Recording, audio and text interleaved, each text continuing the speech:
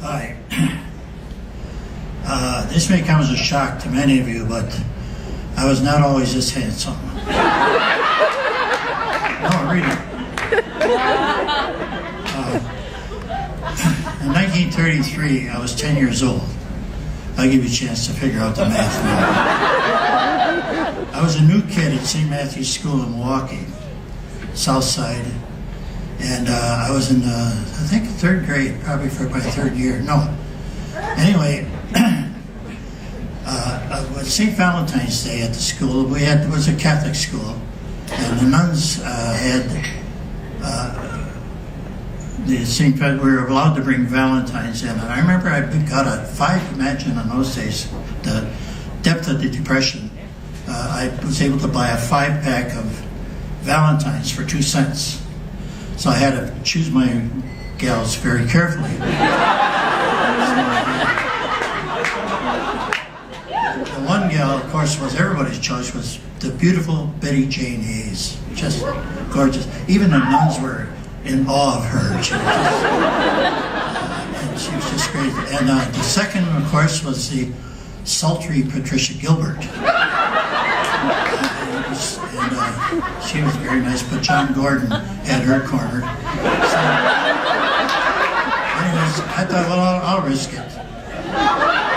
So the third one was Thomasine Welch. These are actually names, by the way. I hope they're not here. Thomasina Welch was a flaming redhead gal who during recess loved to play with the games with the boys. All the girls were by themselves on recess. The boys had Thomasina Welch. And we used to play a game that was called Break the Camel's Back. You ever do that? But you line up and you grab a pole, and the person behind you grabs, and then what happens, you take a running jump, you jump on top and try to get the guy to collapse to the front. That was breaking the camel's back. And Thomasina Welch was part of that. That was thrilling.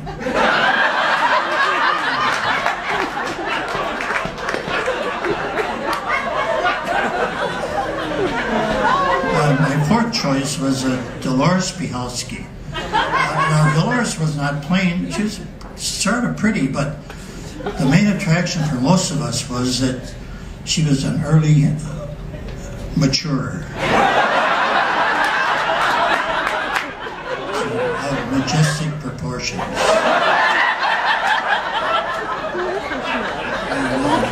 I never heard so.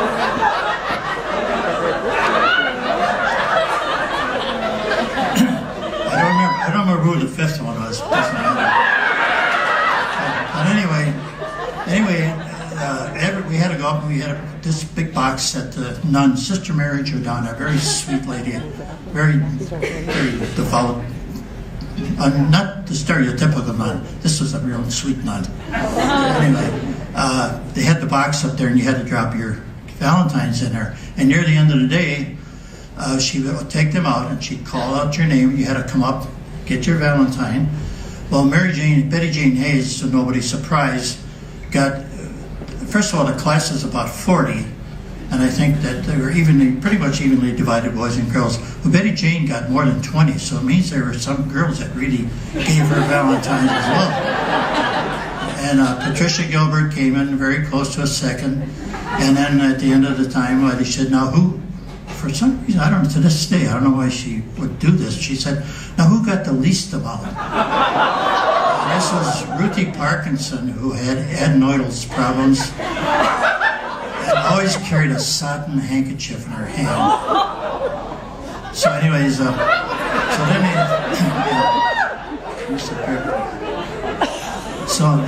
then we started with the boys, and to nobody's surprise, the boy that got the most was Billy Belot, that star who later became a great football player. He played for Creighton. And he was tall, handsome, blonde, good-looking guy. Don Lavelle was a close second. Lavelle was kind of sly. He was my idol. I liked his style. And then they all went down the line. I don't remember who was third or fourth. And finally, she said, now let's see, who got the least? And somebody said, Jimmy Sweeney. Jimmy Sweeney got up and he said, how many did you get, James? 2.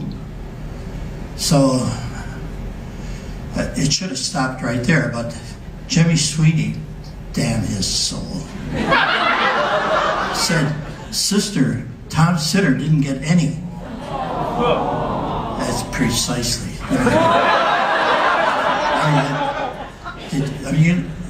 There's nothing worse than pity. You can hate me, you can detest me, you can ignore me, isolate me, but don't pity me. So anyway, so the day, finally after that mantle of pity was lifted from me, it was kind of forgotten about. Near the end of the day, Sister Mary Giordano said, "Oh my goodness, what have we here?" She reached into the box. "Oh, there's a Valentine stuck at the bottom of the box. Imagine that. Well, let's see who it's for." "Oh, it's for Tommy Sitter. Get up here, Tommy." So I had to go up, open it up, and it was signed in very fine Spencerian script, "A friend." So, twice, again, the mantle of pity descended upon me. Wet sodden blanket. And I was ready to kill. Oh, I was just so angry. So, anyway, I knew that at that point, I was like a lot of Catholics. I believe sincerely that if you punched a priest or a nun, you go straight to hell. I mean, it was a straight shot. Do not pass go. Do not collect $200. Don't even think about stopping in purgatory. You're going straight to hell. But at that time, I thought about punching Sister. And I'm glad I didn't, because she's pretty strong. She'd have whipped me. But then I thought about Big Mouth Jimmy Sweeney. Then I used to have dreams. Do you ever wish that you could choose your own dream before you go to sleep at night? I used to have this daydream about someday I'm going to meet Jimmy. Now, Jimmy, if he's still alive today, he's good. He's 92, like 93, like I am, and he could be in a wheelchair. But I like to find him. I go down there and I like to take him out for a nice walk in his wheelchair. Maybe go down a hill.